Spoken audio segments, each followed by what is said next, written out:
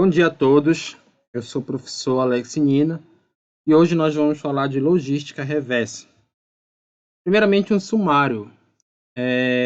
Nós começaremos falando de desenvolvimento sustentável, conceito, evolução, dimensões básicas, a modernidade líquida, a obsolescência programada e a sustentabilidade e logística reversa. Depois nós falaremos de logística reversa, trataremos da logística reversa, da cadeia de logística reversa, da rede de logística reversa, das vantagens e desvantagens da logística reversa e do ciclo de vida do produto. No terceiro tópico, nós falaremos da política nacional de resíduos sólidos, conceitos, plano de resíduos sólidos e hierarquia da logística reversa. E por fim, nós trataremos do mapeamento da gestão de logística reversa, junto com o mapeamento do ciclo de vida do produto,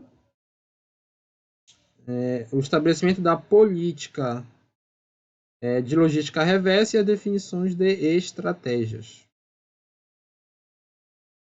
O objetivo geral dessa aula é compreender conceitos de logística reversa, bem como sua inserção na chamada gestão da cadeia de suprimento.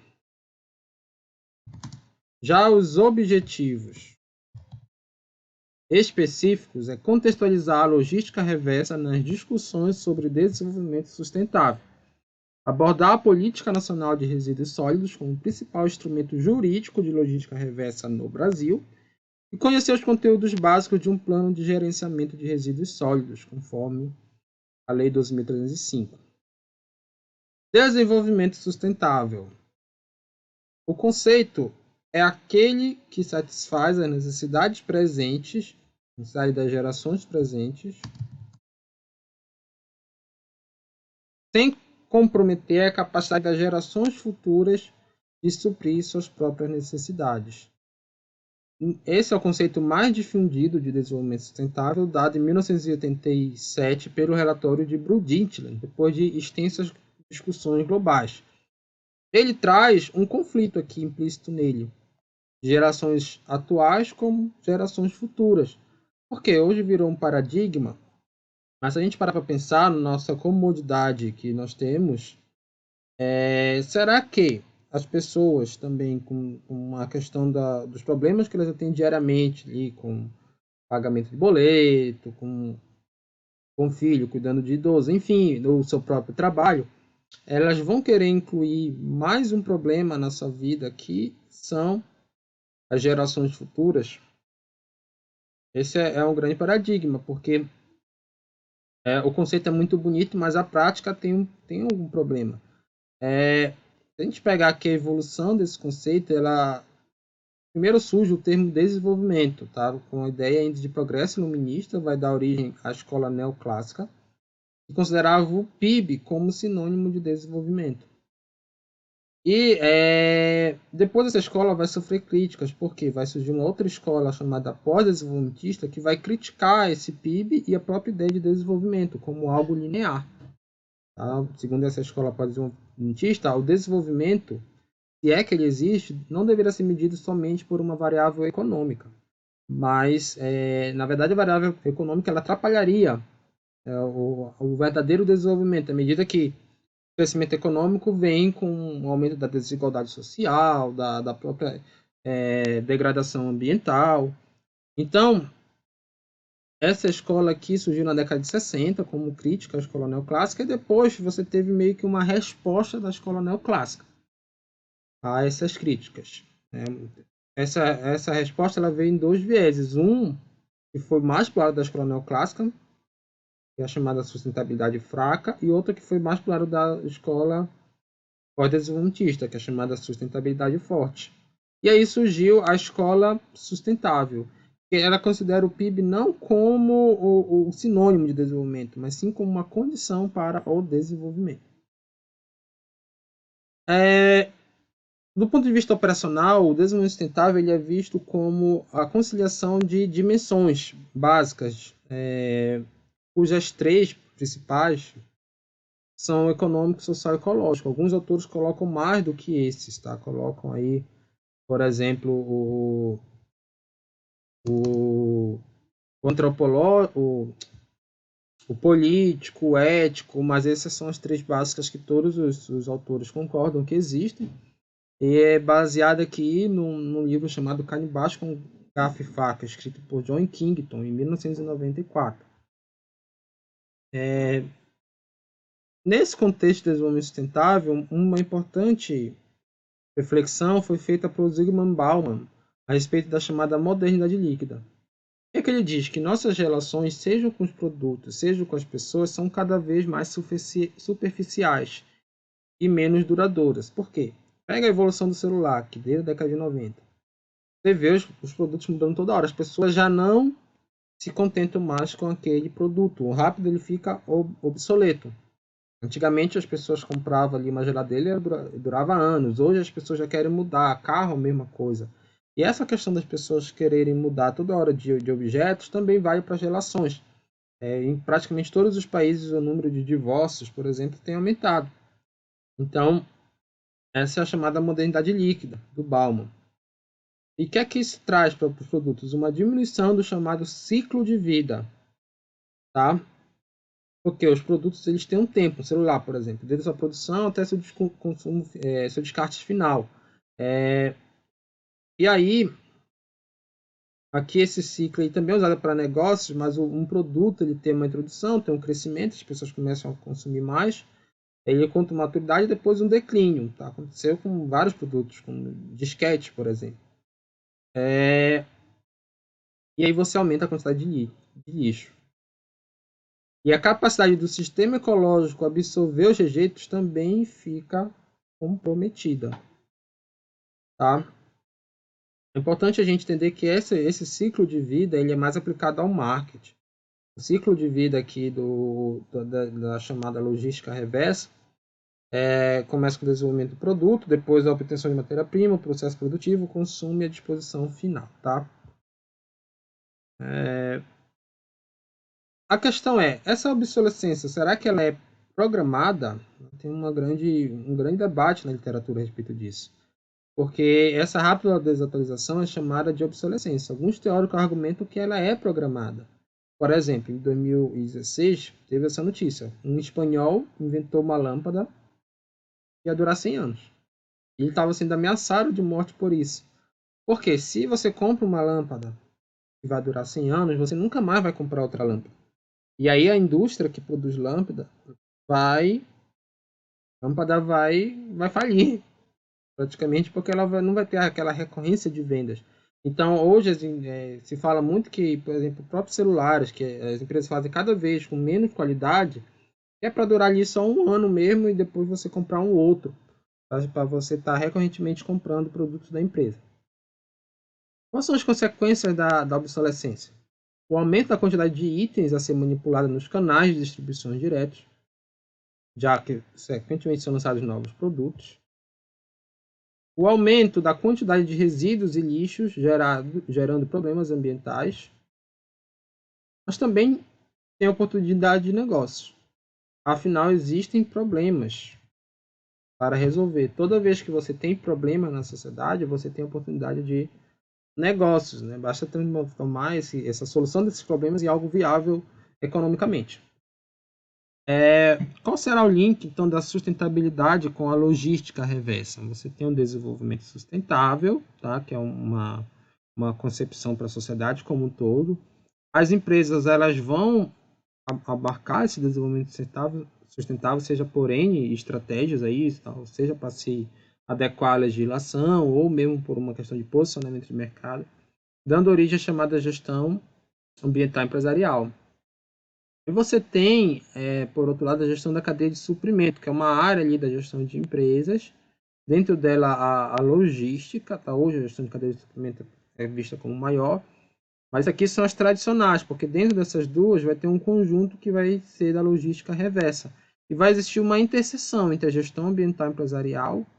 Na verdade, esse conjunto de logística reversa ele vem da interseção da gestão ambiental empresarial com a gestão da cadeia de suprimento.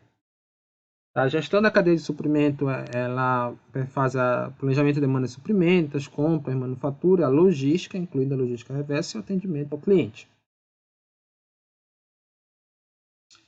Logística reversa. Tá? Então, aqui tem uma cadeia de suprimento que começa do fabricante, distribuidor, comerciante até o consumidor final, no nosso exemplo. O fluxo de produtos tradicional vai nessa direção. Só que também, quando a gente fala em logística reversa, a gente está falando de matéria-prima, informações, de material, resíduo, melhor dizendo, que vão no sentido contrário no sentido tradicional. Tá? Olha só, logística tradicional é o processo de planejamento, implantação e controle do fluxo eficiente e eficaz de mercadorias, serviços das informações ao longo de uma cadeia de suprimento. Olha só o nosso exemplo, a cadeia de suprimento. Tá? Então, você tem aqui esse fluxo tradicional. Apenas o fabricante e o consumidor final sempre fazem parte da cadeia de suprimento, porque esses outros aqui são intermediários. Você pode ter uma cadeia de suprimento que você compra diretamente ali do produtor inicial. A fábrica que produz restaurante está perto da sua casa. Você vai e mesmo ela tem insumos, mas digamos que ela não tivesse nenhum insumo, e ela não tivesse fornecedores, você vai e compra dela. Mas por que é raro esse tipo de relação só com 2 zeros da cadeia de suprimento? Porque, pessoal, os intermediários eles trazem eficiência na oferta dessas mercadorias ao mercado consumidor.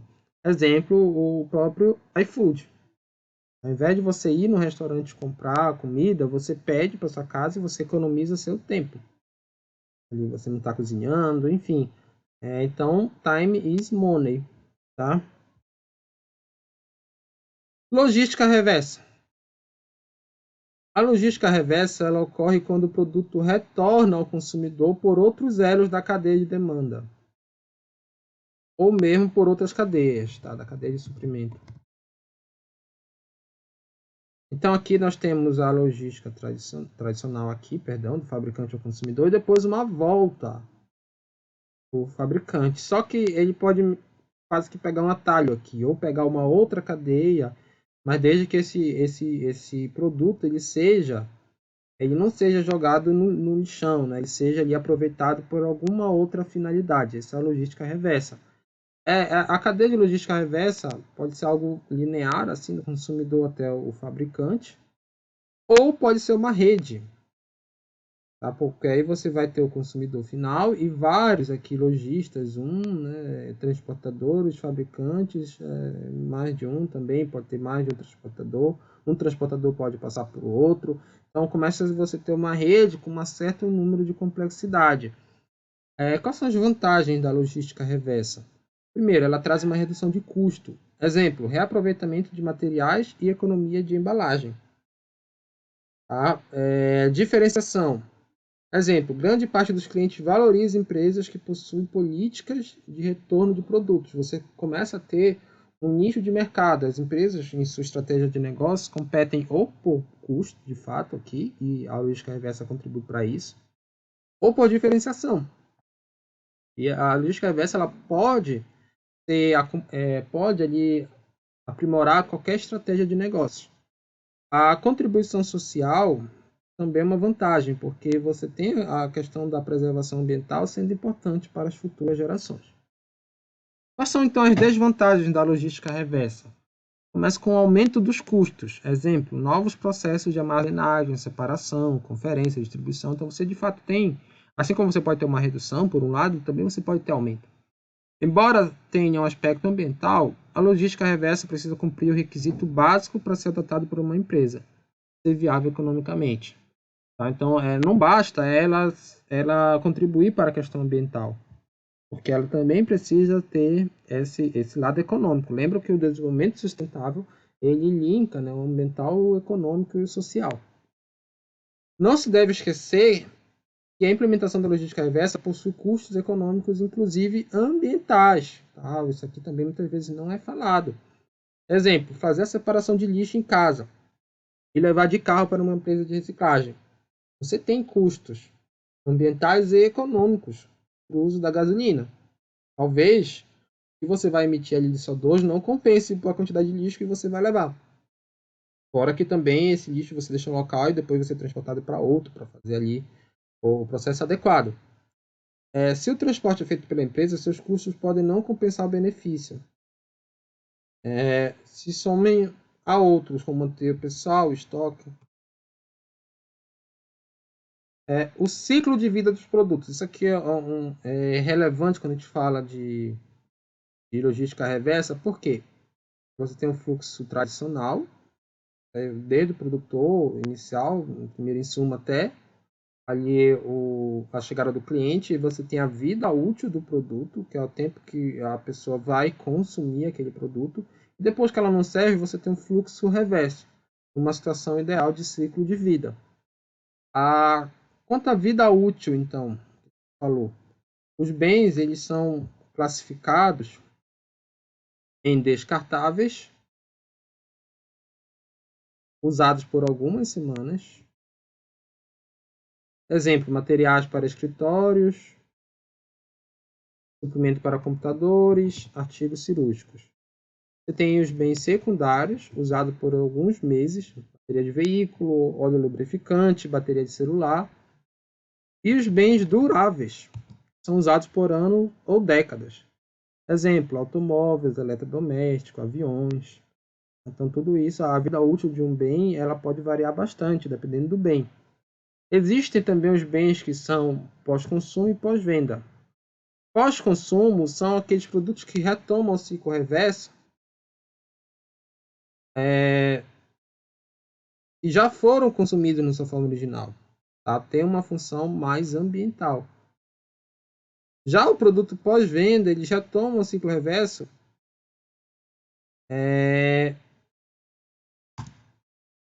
tem com pouco ou nenhum uso, tá? Ou seja, eles não foram consumidos após aqui, após serem consumidos na sua forma original. Esse aqui tem mais uma função comercial. Então, o fluxo reverso de pós-consumo inclui a coleta, posse do bem pós-consumo, tá? O que nos importa mais é esse bem de pós-consumo, tá? Para o fluxo reverso, já que a gente está falando da questão econômica e ambiental. Então, para o fluxo reverso de pós-consumo, você tem as etapas.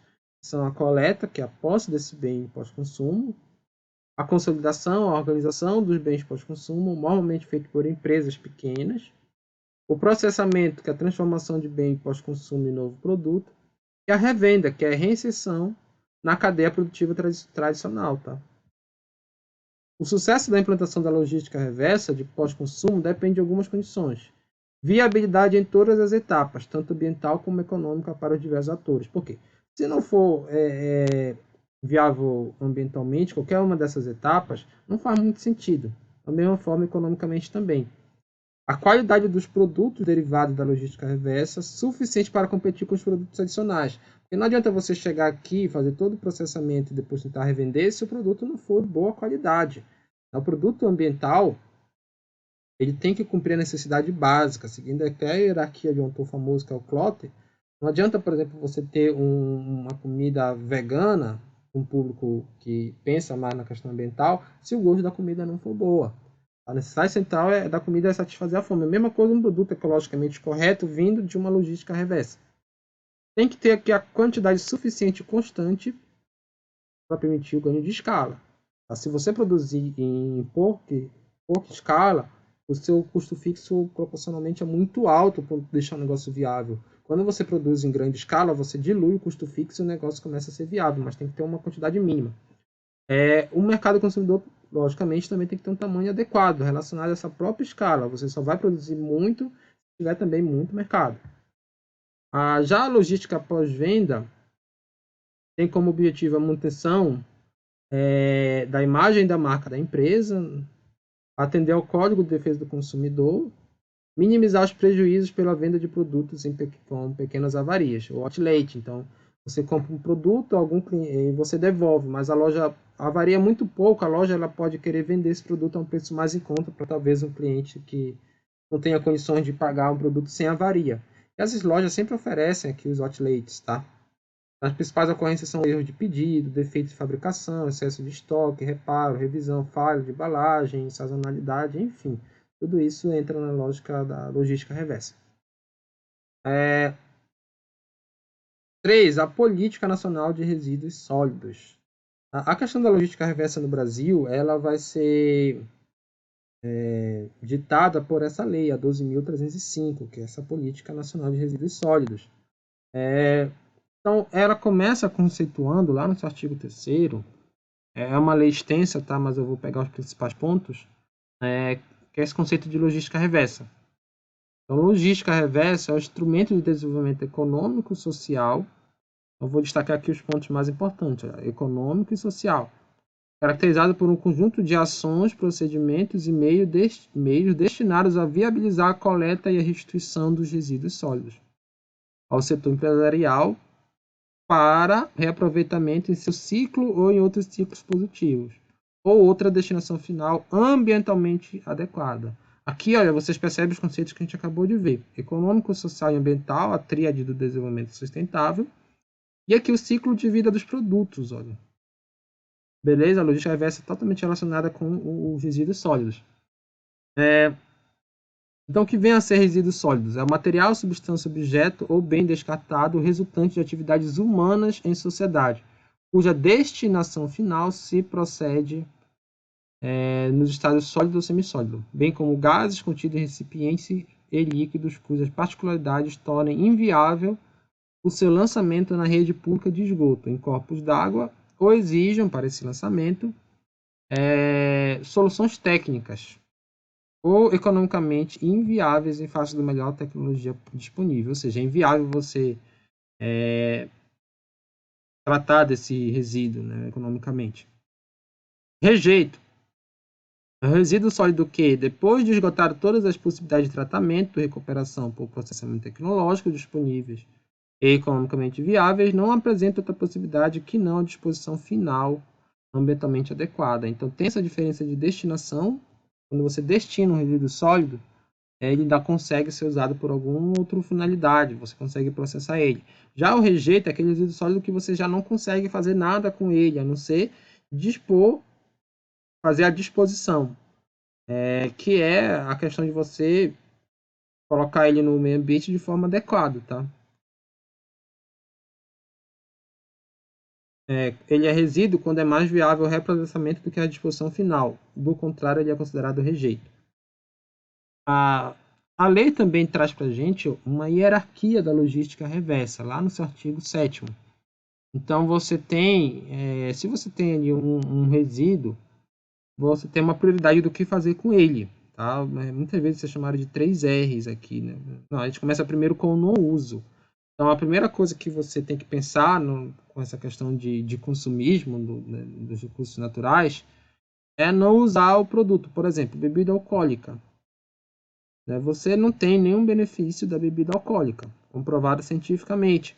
Então, você pode evitar tomar, que além de fazer bem para a sua saúde, também vai fazer bem ali para a questão ambiental, né? Uma coisa que a gente não pode abrir mão, por exemplo. A redução. Mas eu gosto de tomar uma cervejinha de vez em quando, por exemplo. Tá, ok, mas você pode passar a consumir menos a bebida alcoólica. Consumir de forma mais moderada. Você não quer abrir mão porque você gosta por algum motivo, ok. Você pode reduzir o consumo. O reuso, você vai consumir e a garrafa de cerveja, ao invés de jogar fora, você vai devolver lá para quem te vendeu, para depois passar por todo o ciclo de logística reversa. Isso é reutilizar o que sobrou do produto ali, da garrafa. A reciclagem. Você vai usar o vidro da garrafa para painéis solares. Percebo que o reuso ele é prioritário em relação à reciclagem, assim como esses outros dois. Então, se não deu para reusar, por algum motivo, vamos reciclar. Tá? E por fim, a disposição final. Exemplo, não pegando a garrafa, mas pegando a própria bebida. Se a bebida tiver choca, no linguajar aí de quem bebe, é aquela bebida que não está boa e você vai ter que jogar fora.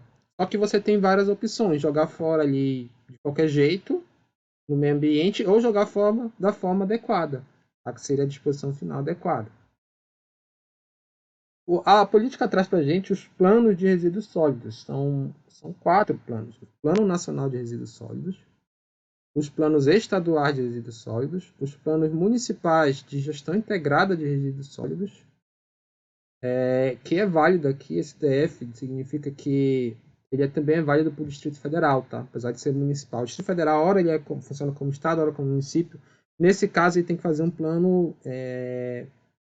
do nível municipal.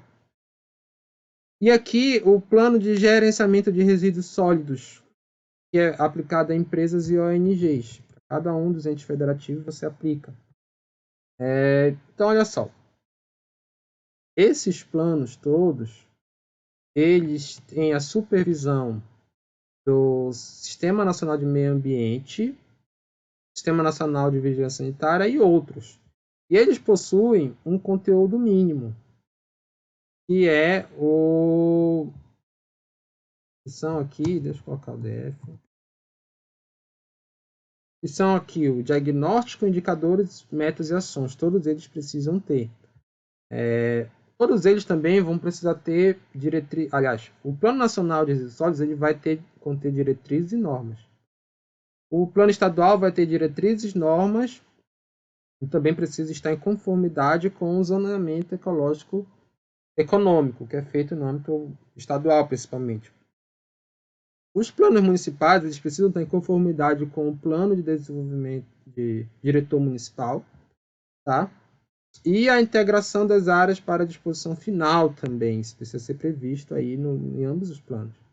Já o plano de gerenciamento do resíduo sólido ele precisa estar em conformidade ou com o zonamento ecológico econômico, se for um empreendimento de grande porte ali, nível regional, ou com o planejamento, o plano diretor municipal, se for um empreendimento de nível local, ou com ambos até, né?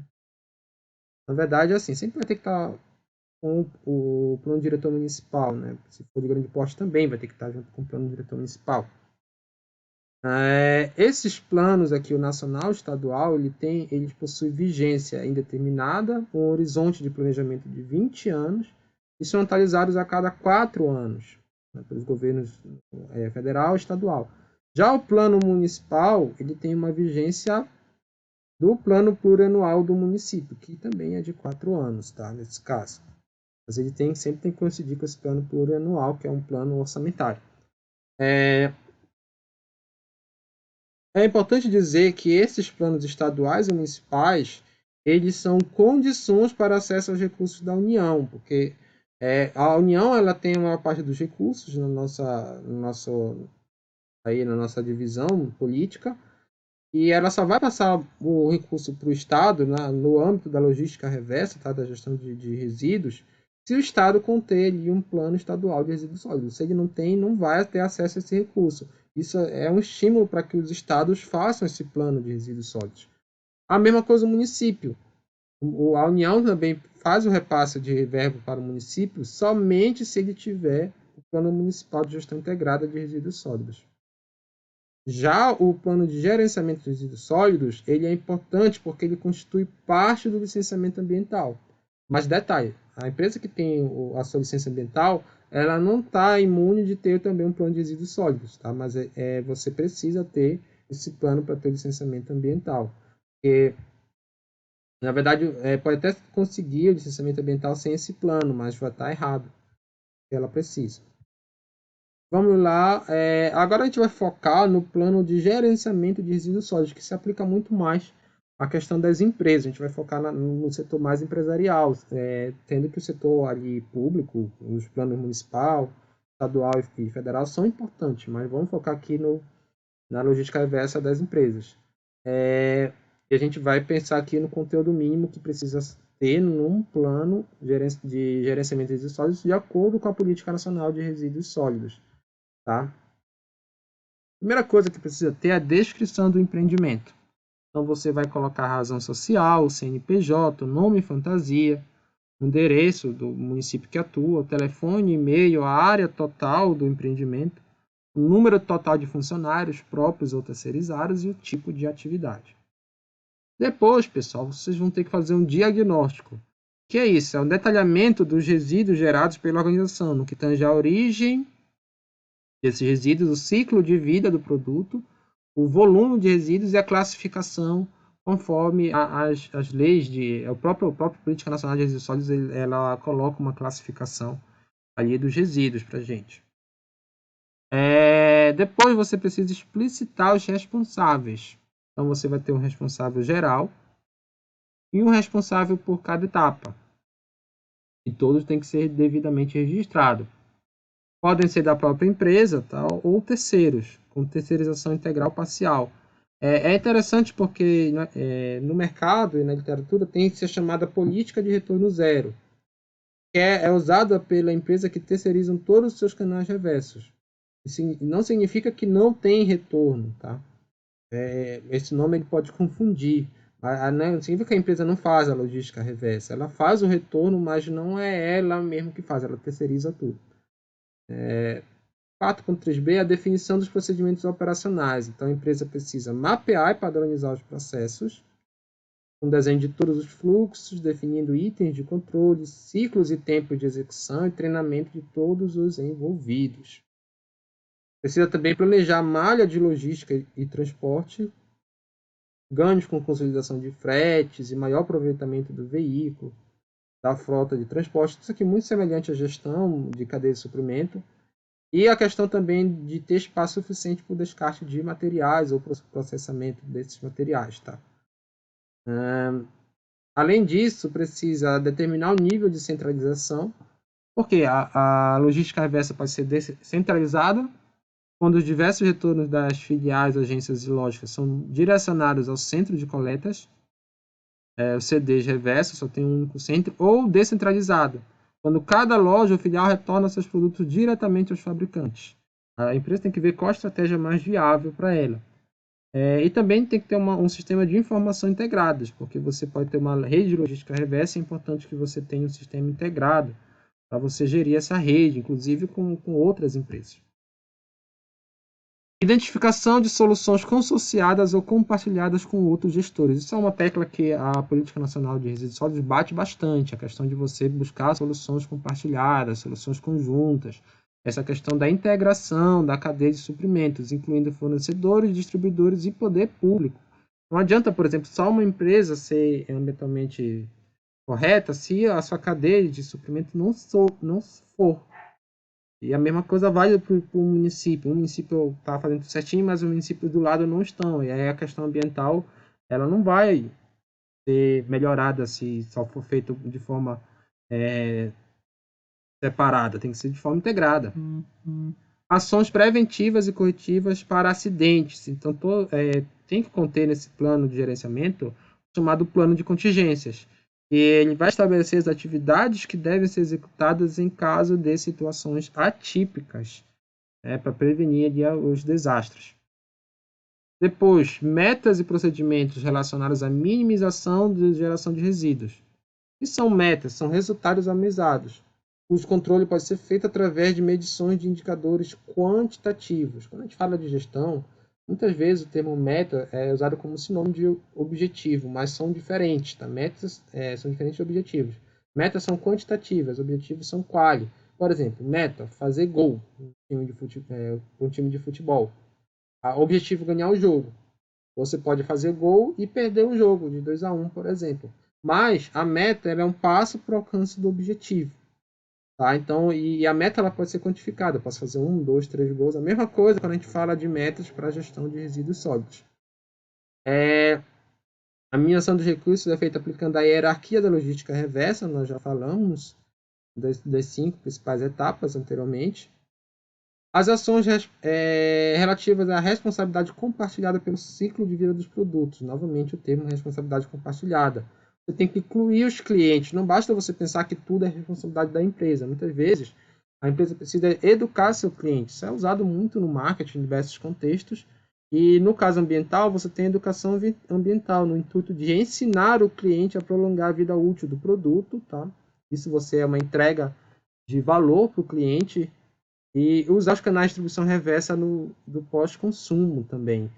Assim, pessoal, eu falei logo no início da obsolescência programada. As empresas querem cada vez vender a menor custo. Por que ela é questionável? Porque se o consumidor vê que aquele produto não dura muito, ele não vai querer mais comprar daquela empresa se tiver um concorrente que tenha um produto mais durável. Então, a empresa que adotar essa estratégia de obsolescência programada, ela não vai se manter no longo prazo no mercado. E as empresas vão sim buscar uma certa qualidade para ganhar ali também a fidelidade e a confiança dos clientes. Tá? 4.8. Medida saneadora dos passivos ambientais. A disposição final adequada dos resíduos em conformidade com o Plano Municipal de Gestão Integrada de Resíduos Sólidos. Tá? Então, a empresa precisa fazer. E a revisão periódica. A organização ela deve estabelecer um prazo de vigência do seu plano de gerenciamento de resíduos sólidos, que depende de cada caso. Ela sempre tem que estar ali reescrevendo periodicamente esse plano.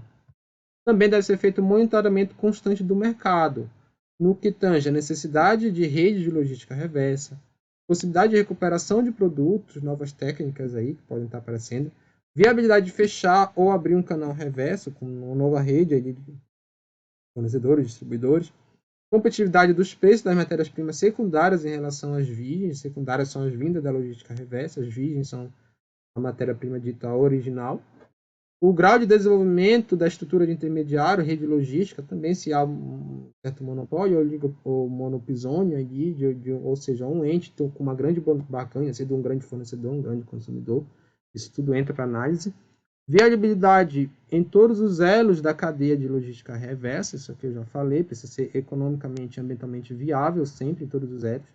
Viabilidade dos fretes, que varia em função dos volumes, da escala dali de transporte dos produtos. E a localização das fábricas em relação aos centros consumidores. Não pode ficar também muito longe do centro consumidor, porque senão isso vai dar um custo muito alto para você levar ali, talvez, o seu resíduo para ser reprocessado e também para você voltar para o consumidor final no fluxo tradicional. Bom, pessoal, nós vamos ter nessa aula uma atividade produto que consiste na elaboração de um plano de gestão integrada, um plano de gerenciamento de resíduos sólidos. Tá? Vocês vão simular uma empresa, uma organização, e vão fazer um plano de gerenciamento de resíduos sólidos para ela, em grupo, tá? Para vocês fazer o upload no OneDrive. Nós teremos essa atividade dividida em 3 etapas. A descrição do empreendimento, um diagnóstico e explicitação dos responsáveis, com prazo até o dia 10, agora, tá? Valendo 30% da nota. A definição dos procedimentos operacionais, das soluções coletivas e das contingências, com prazo até o dia 17 do 3, valendo 35% da nota. E estabelecimento das metas de procedimentos para a minimização dos resíduos. Disposição final e educação do cliente, com prazo até o dia 24 de março, valendo 35% da nota. Aqui, pessoal, concluindo a aula, nós temos o nosso mapa mental. Tá? Então, a relação aqui do desenvolvimento sustentável com a gestão da cadeia de suprimento, com o elo, né, a interseção entre elas, fazendo a logística reversa. Essa logística reversa, ela é o fluxo reverso aqui de produtos, tá? Existe o fluxo tradicional, ela tem o pós-consumo e o pós-venda, tá sendo o pós-venda muito mais comercial e o pós-consumo muito mais ambiental. Você tem a logística reversa no Brasil, segue a Política Nacional de Resíduos Sólidos, que é a Lei 12.305. E aí, essa política ela é importante por estabelecer os conceitos de resíduos e rejeito, e também a hierarquia da logística reversa. Inclui prioritariamente o não uso, depois a redução, depois o reuso, a reciclagem e a disposição final. A política nacional também estabelece os planos, seja o plano da União, dos estados, do município e das empresas, tá? Para a gestão dos resíduos sólidos. Nós focamos aqui nos planos das empresas e ONGs também, que devem incluir 10 itens, no mínimo. A descrição do empreendimento, o diagnóstico, os responsáveis, os processos operacionais, a solução coletiva, a contingência, as metas, a responsabilidade compartilhada, a disposição final e a revisão periódica. Pessoal, eu espero que vocês tenham gostado. É isso.